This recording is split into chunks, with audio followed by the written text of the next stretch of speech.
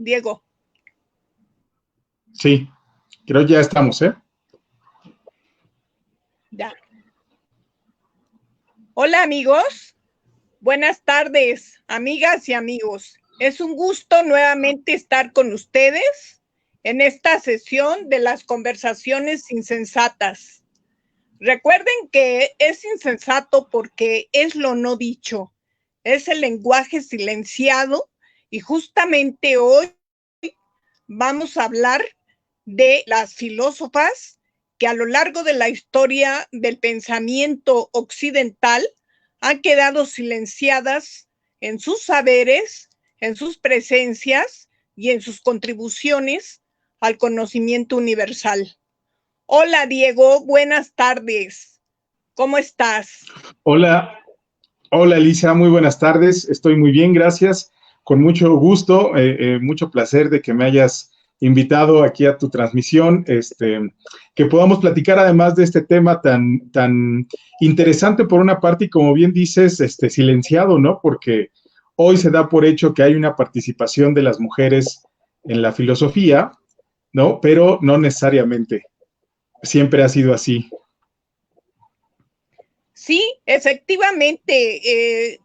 Fíjense, les voy a platicar a todos y a todas que Diego es un maestro en filosofía y al igual que estos conocimientos que nos unen en nuestro trabajo en la universidad, hemos llegado a considerar que la mujer no solo está silenciada en sus planteamientos filosóficos, por supuesto, sino que vivimos en una sociedad patriarcal con un sistema de pensamiento patriarcal que implica valores, costumbres, prácticas, tradiciones, donde definitivamente son los hombres los únicos que tienen el saber, el poder y sobre todo el uso del lenguaje. Vamos a platicarles, Diego, ¿qué te parece un poco de algunas filósofas que a lo largo de la historia han contribuido verdaderamente a la producción de las humanidades, de las artes y por supuesto que de la ciencia?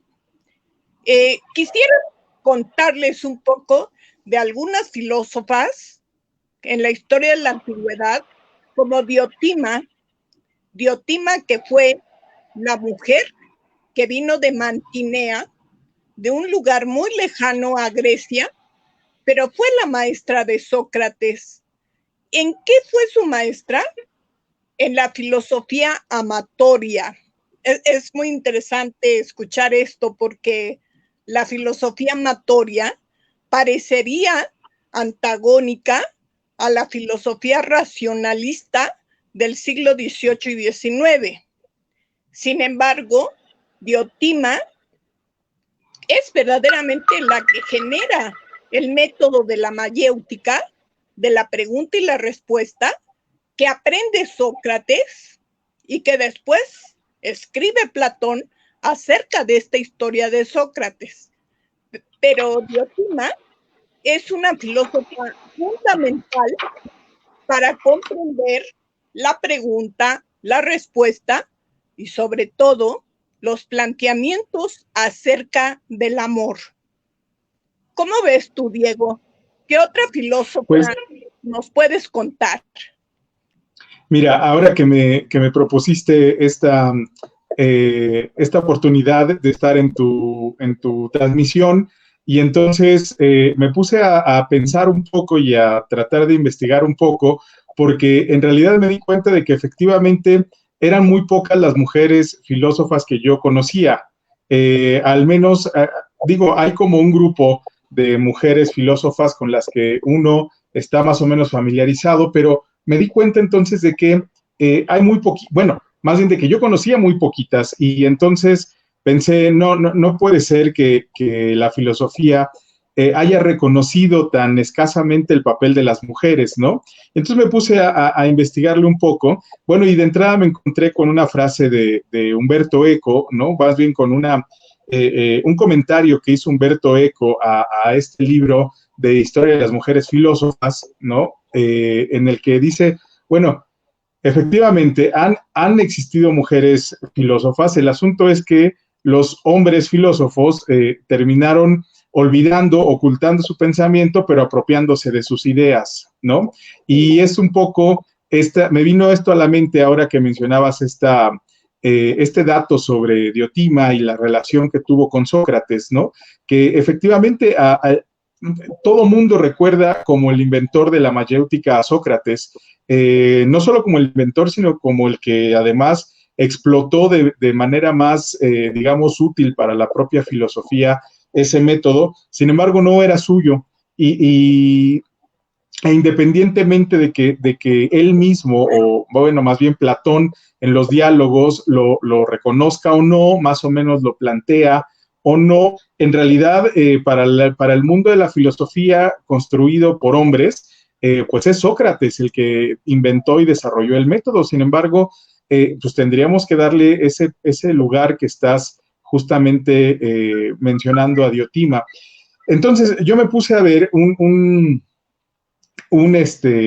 este libro de historia de las mujeres filósofas y vi una lista interminable, una lista enorme que me sorprendió porque en realidad, pues volviendo a Sócrates, pues caí otra vez en este asunto tan filosófico de saber que no se sabe nada y darme cuenta de que, bueno, en realidad ignoro mucho de la tradición filosófica creada por las mujeres, ¿no? Tengo que ponerme a trabajarle por ahí, sobre todo en la antigüedad, ¿no? Pero en el siglo XVIII me vino de inmediato a la mente esta mujer, Olympe de Gouges, que es quien diseñó o redactó la Declaración de los Derechos de la Mujer después del fin de la Revolución Francesa, ¿no? Con el fin de la Revolución Francesa, sabemos, se redactó esta Declaración de los Derechos del Hombre y el Ciudadano, y es esta mujer, Olympe de Gouges, que planteó la idea de que si los ideales de la Revolución Francesa eran libertad, igualdad y fraternidad, en realidad no se estaba cumpliendo con esos ideales al no reconocer a la mujer dentro de esa declaración de derechos. Y entonces redactó esta Declaración de los Derechos de la Mujer en 1971, cosa que no le cayó nada bien a los jacobinos, ¿no? Y que 2 años más tarde la condenaron a muerte, ¿no? Acusada de ser una reaccionaria, cuando en realidad yo diría, pues era más revolucionaria que ellos, ¿no? No solo tan revolucionaria como ellos, sino incluso más, porque les hizo ver que la propia Revolución Francesa no estaba cumpliendo con sus ideales en el caso específico de las mujeres. Ella es una mujer que además tenía una relación muy cercana con Marie de Gournay, una filósofa también. Bueno, no se le reconoce tanto como filósofa, ahí está el problema, ¿no? Se le reconoce más como poetisa, ¿no? Una alumna de Montaigne que también desarrollaba bastantes ideas sobre el género y demás, ¿no? Ponía sobre la mesa, pues, de las discusiones la idea del género y de si ser hombres y mujeres nos hacía tan distintos, ¿no? Cuando al final de cuentas decía, pues tenemos alma, ¿no? Entendiendo este sentido amplio del alma, y no hay diferencia entre nosotros, ¿no? Claro, pero fíjate que cabe una pregunta interesante para todo mundo, que es, ¿cuál es la característica de la filosofía que la hace ser revolucionaria?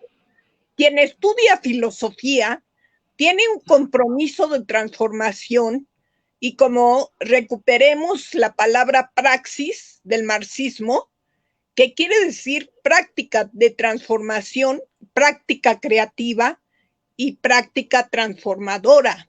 Entonces, verdaderamente el quehacer del filósofo y de la filósofa es transformar, no solo generar ideas, como dijera Marx en algún momento. Los filósofos han generado muchas ideas, pero es el momento de transformar la realidad. Entonces, si las ideas no van de la mano de la transformación social, entonces no tiene ningún sentido estar produciendo ideas e ideas e ideas en ese techo que podríamos llamar metafísica, pero que finalmente nunca aterrizaría, ¿no? Y creo que el trabajo de las filósofas desde la antigüedad, si hacemos una retrospectiva de praxis, podemos ver no solo a Diotima, sino a Aspasia, que también fue una filósofa que trataba de interpretar el plenilunio y el cambio de la luna, de las sombras a la luz. Otra filósofa muy interesante es Hipatia. Hipatia, a quien se le generó violencia de género, precisamente porque ella tenía muchas ideas, porque había escrito muchos libros y era una profesora muy estimada por sus alumnos. Sin embargo, un grupo de hombres la levantaron cuando ella iba de la escuela a casa, la secuestraron, la violaron y sobre todo desmembraron su cuerpo que después terminó en cenizas en un basurero y que es una acción criminal muy parecida a la que tenemos en nuestro país. También hay un lugar en el norte de nuestro México donde han ocurrido estos hechos violentos contra las mujeres. Como ustedes pueden ver, no solo se violenta a la mujer en su cuerpo y en su sexualidad, sino también en sus saberes. Quiere decir que la filosofía hecha por hombres para hombres es inaccesible para las mujeres. Ese es el gran tema y el gran problema de cómo la filosofía quedó silenciada, la filosofía hecha por mujeres queda silenciada precisamente por el poder y el dominio de la cultura patriarcal que impregna el pensamiento y la filosofía. Claro, yo he escuchado muchas veces, ¿no? Por ejemplo, algunas críticas, ya sabes, a Aristóteles, al propio Platón, acerca de, pues, la misoginia que expresan en muchas de sus obras, ¿no? De esta descalificación hacia la mujer. El propio Kant, ¿no? Afirmaba que las mujeres no pueden producir filosofía porque todo el tiempo son menores de edad, decía, ¿no? Y sí, ya sabemos que esta idea de la minoría de edad para Kant era como bastante era una forma, pues, de menospreciar al sujeto que estaba en esa condición. Y he visto, por otro lado, respuestas a esas críticas que acusan a la crítica o responden a la crítica tildándola de anacrónica, ¿no? Y dicen, bueno, lo que pasa es que, claro, era el ambiente de la época, era la manera de pensamiento de la época, entonces no podemos culpar a Aristóteles de machista. Y yo diría, sí, quizá, ¿no? Quizá hay algo de anacronismo, pero también, más bien lo que tendríamos que pensar es que el propio pensamiento filosófico y la manera en la que se ha construido desde antiguo ha ido poniendo las bases precisamente para cerrar el paso a las mujeres, ¿no? O al pensamiento filosófico producido por las mujeres. Hoy, afortunadamente, podemos ver que las mujeres han abierto paso y aunque no podemos todavía, desafortunadamente, afirmar que tengan un papel completamente abierto en la filosofía. En realidad hoy podemos ver muchísimas mujeres filósofas dando la pelea, aquí a mi propia amiga Elisa, ¿no? Dando la pelea y tratando de demostrar que hay una forma de hacer filosofía desde lo femenino, desde la mujer, ¿no? Pero el propio pensamiento filosófico sigue oponiendo resistencias para dejarse, digamos, seducir o para dejarse mover por esta oleada de mujeres filósofas que ha ido, pues, abriéndose paso, como les digo, ¿no? Nadando contracorriente y abriéndose paso en el pensamiento filosófico.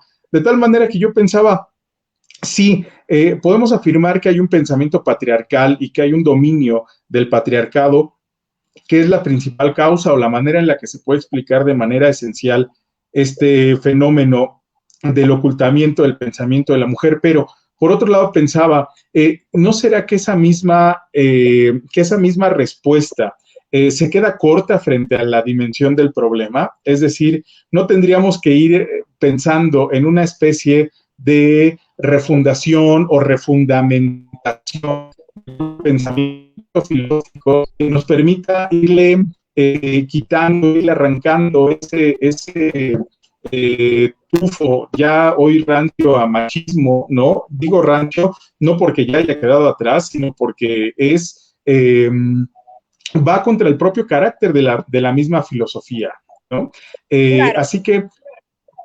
Así que quizá las propias respuestas que se dan al problema se han quedado cortas, porque la misma filosofía sigue esperando estas respuestas no de las mujeres, sino de los hombres. Y es ahí donde justo también está el problema, ¿no? Seguir construyendo desde una visión unilateral el propio edificio de la filosofía. Hay que irle dando ese espacio no merecido, sino completamente justo al pensamiento de las mujeres, ¿no? Digo, no merecido no porque no lo merezcan, no merecido porque se los cedamos, ¿no? Sino que tiene que estar ahí. Fíjate que precisamente desde que yo estudiaba en la Facultad de Filosofía y Letras de la UNAM, hace muchísimos años, se decía por parte de mis compañeros y de mis profesores varones que la filosofía era estrictamente un quehacer de hombres. Y las mujeres que estábamos ahí, pues yo no sé, éramos como infiltradas o como accidentales. ¿Quién sabe qué hacíamos ahí? A lo mejor estudiar alguna cosilla mientras nos casábamos, porque esa era la concepción, y desafortunadamente hay gente que sigue pensando así. Entonces, cuando una de nosotras hablaba de Nietzsche, por ejemplo, de la segunda intempestiva, consideraciones intempestivas de Nietzsche, cuando él habla de la memoria, yo recuerdo que hablábamos de la memoria y entonces era algo así como motivo de risa por todo el sector masculino que lo componían tanto compañeros como maestros, porque decían, bueno, es que las mujeres, ¿qué tienen que hablar si no saben filosofía? La filosofía fue hecha por hombres, para hombres y para practicar hombres. Sin embargo, a nosotros nos dejaban un lugar que era la poesía. La poesía era como un saber menor, mucho menos racional, tenía que ver con la subjetividad, además con las lágrimas, con la cursilería del siglo XVIII, pero pues ese es el único saber que nos podrían delegar, porque bueno, pues sí podíamos ser poetisas o poetas, pero no filósofas. Dices, entonces, ¿cuáles son los requisitos para ser una filósofa según la cultura patriarcal? Y entonces pienso yo en Simone de Beauvoir, por ejemplo, cuando ella habla en El segundo sexo de cómo la cultura misógina va reduciendo la condición de la mujer a segundo sexo. O bien, todas las filósofas de la antigüedad que fueron arrebatadas de sus saberes y de su producción a instancias del patriarcado encabezado por sus esposos, por sus padres, y entonces las aportaciones a la filosofía y a la ciencia las daban las mujeres, pero en ese instante se las adjudicaban los hombres. Entonces aparecían como producciones de los filósofos. Si brincamos un poco la historia, vamos a ver cómo Schopenhauer dice, las mujeres tienen el cabello largo y las ideas cortas. Y Jenofonte, de la época de antes de Sócrates, decía, bueno, las mujeres sí pueden hacer gimnasia y pueden colaborar con sus esposos. Lo único que pasa es que ellas no tienen buen juicio. Entonces, como no tienen juicio, esto es muy parecido a lo que dice Aristóteles, que nosotras solamente podríamos aspirar a ser en nuestra mayoría de edad como un hombre adolescente. Es a lo más que podríamos aspirar. Y brincamos hasta Hegel. Hegel es el que está hablando de una filosofía alemana de hombres blancos que solamente son los que pueden ser filósofos. ¿Cómo ves tú, Diego? Sí, en el pensamiento de Hegel en realidad uno ve una especie de síntesis de muchos prejuicios, ¿no?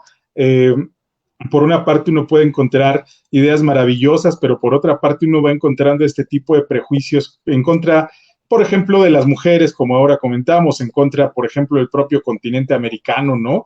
Del ciertos tonos racistas en su pensamiento. Fíjate que buscando justamente, y ahora que mencionabas este papel de las mujeres y la relación con los esposos que terminaban un poco arrebatándoles el pensamiento, pensaba, me vino a la mente el caso de John Stuart Mill, que trabajaba de manera muy cercana con Harriet Taylor Mill, su esposa, ¿no? Pero a la que le daba un enorme reconocimiento todo el tiempo, ¿no? Y que incluso no recuerdo ahora si es en este texto sobre la libertad, comienza justamente exponiendo parte del texto, no en agradecimiento, sino reconociéndolo como una idea proveniente de su esposa, ¿no? De Harriet Taylor. Y eso es sumamente interesante porque, bueno, por fortuna, ¿no? Podemos encontrar eh, sí, un caso al menos, ¿no? Ahora yo me viene a la mente un caso al menos de un tipo en la filosofía, de un varón en la filosofía que le da ese reconocimiento y ese papel a la mujer, ¿no? Y no solamente como un agradecimiento, como te digo, ¿no? Sino reconociendo que buena parte de las ideas no son suyas, sino provienen del pensamiento de su esposa.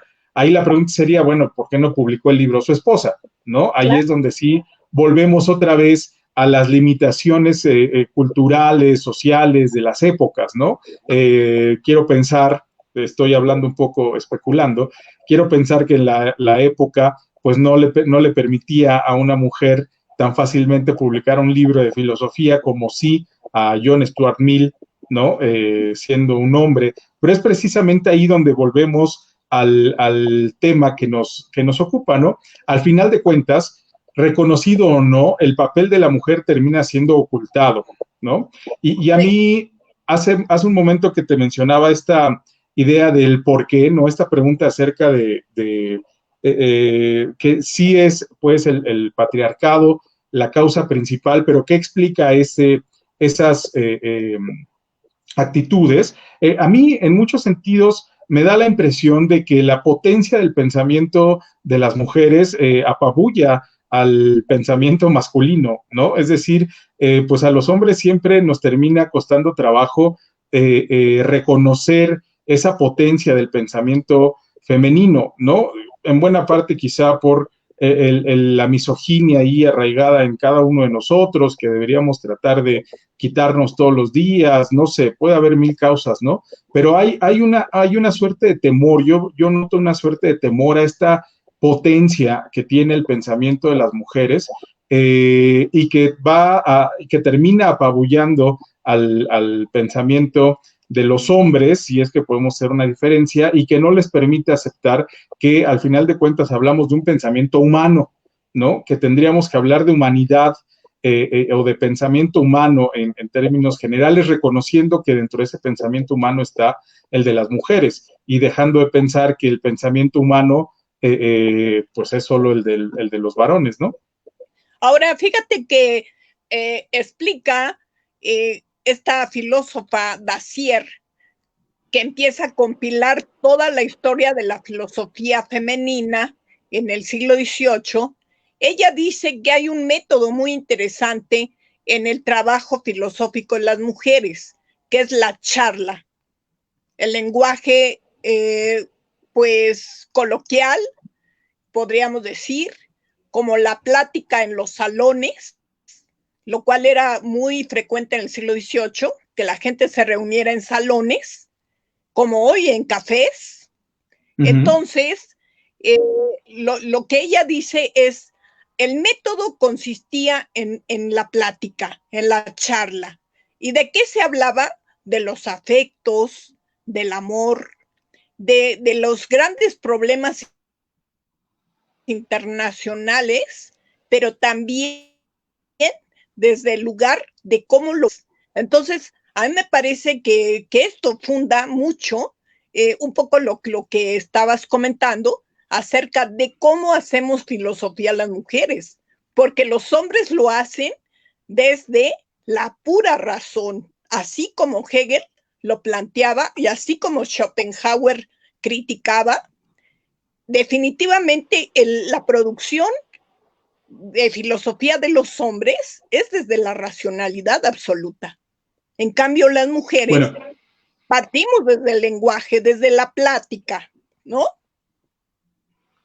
Más bien sería una pretensión de racionalidad, ¿no? Porque al final de cuentas, afirmaciones como esa que mencionabas de Schopenhauer sobre el cabello largo y las ideas cortas, pues no muestra mucha racionalidad, ¿no? Incluso en términos lógicos podríamos encontrar la falacia correspondiente, ¿no? No hay una racionalidad, es una pretendida racionalidad que justamente es este sentido de arrogancia que el machismo, que el patriarcado siempre tiene y que al final de cuentas termina siendo su propia trampa, ¿no? Porque precisamente es en ese sentido de arrogancia y en ese tipo de afirmaciones no solo irracionales, sino también arrogantes, sin fundamento, ¿no? Que el propio pensamiento filosófico que tiene este sentido machista, pues termina hundiéndose porque, pues hoy nadie tomaría en cuenta a un tipo que lanzara ese tipo de afirmaciones, ¿no? Nadie lo tomaría en serio. Y aquí la pregunta es entonces, ¿por qué nos hemos tomado tanto tiempo en serio a estos tipos? ¿Por qué no le hemos sabido? A la filosofía, pues, quiero decir, le ha faltado cierto sentido de autocrítica y decir, aguas, el propio pensamiento filosófico se ha construido de tal manera que ha legitimado estas relaciones de poder, ¿no? Si nos ponemos ahí un poco Foucaultianos, él diría, claro, es una legitimación de relaciones de poder que la propia filosofía ha producido en su beneficio.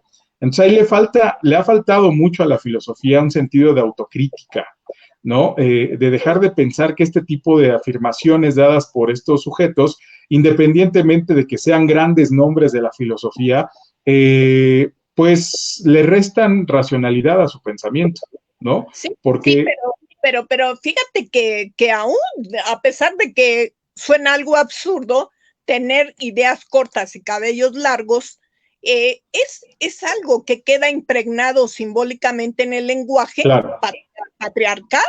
Entonces, hoy en día dicen algunos padres de familia de cierto estrato social, dicen, pues, pero tú, ¿para qué vas a estudiar si te vas a casar? Mejor dedícate a los quehaceres de la casa, apréndele a tu mamá.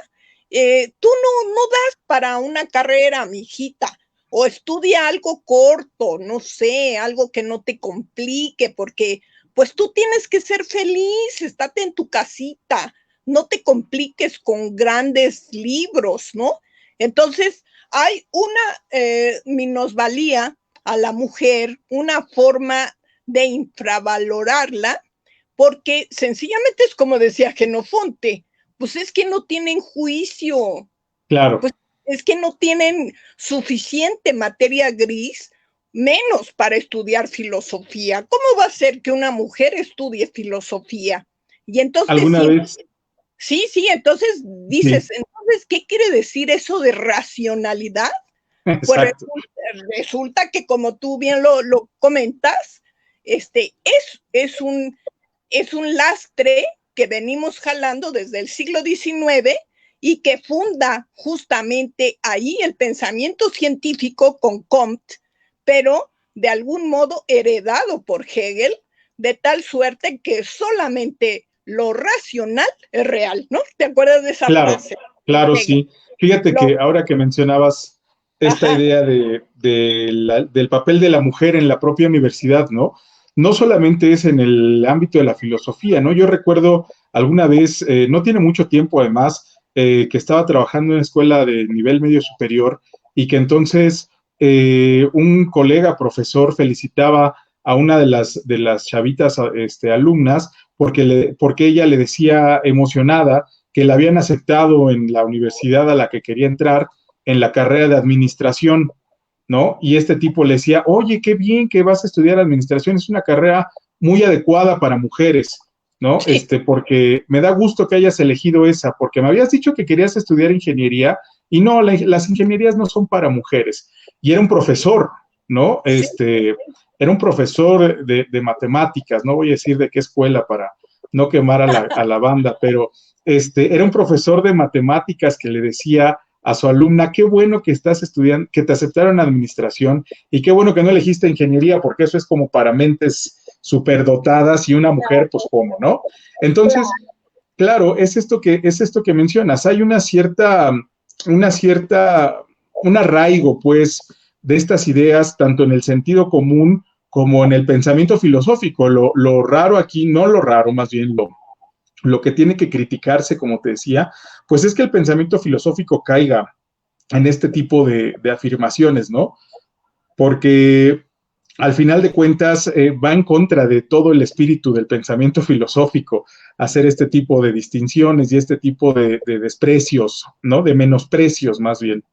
así es. Oye, amigo Diego, fíjate que ya el tiempo se nos está agotando, nos quedan unos cuantos minutos. Ok, Eh, yo no sé si hay por ahí comentarios que se puedan rescatar, que podamos comentar de nuestros amables amigos y amigas que nos acompañan, a veces platican con nosotros. claro, Yo, mira, aquí estoy viendo el comentario de Denise Galmar que dice, me parece súper importante el tema que ofrece, me viene a la mente Mary Wollstonecraft, claro, quien justamente habló de los derechos de la mujer y de la educación un siglo antes de que comenzara el feminismo. Ella en sus escritos hablaba de lo difícil que era para una mujer vivir de su inteligencia. Claro, Mary Wollstonecraft es uno de los ejemplos de mujeres que dieron la batalla y por dar la batalla es literal una cuestión violenta, ¿no? sí, Una cuestión que se les vino encima con una severa violencia, ¿no? Y que llevó a muchas de estas mujeres incluso a la muerte, como te decía, ¿no? El caso de esta mujer, Olympe de Gaulle, ¿no? Que terminó siendo sentenciada a la horca por los propios jacobinos, ¿no? Sí, claro. Igual Hipatia, ¿no? Como lo claro, comentó, sí, fue secuestrada y asesinada sencillamente por haber escrito libros, porque sí escribió, a diferencia de la época de la imprenta, pero sí, estos manuscritos fueron quemados, literalmente, claro. porque era imposible que una mujer escribiera. Bueno, amigo, pues quiero darte las gracias por acompañarme en esta linda transmisión y sobre todo agradecer a nuestra audiencia que está interesada siempre en nuestras charlas insensatas. Claro que sí, Eli, al contrario, gracias a ti, me da mucho gusto que me hayas invitado, me dio mucho gusto poder participar contigo. Saludos a todos los que nos estuvieron viendo. Gracias por dedicar un ratito de su tiempo a ver estas conversaciones insensatas que hacen mucha falta. Bueno, muchas gracias. Hasta luego a todos. Hasta Gracias. luego.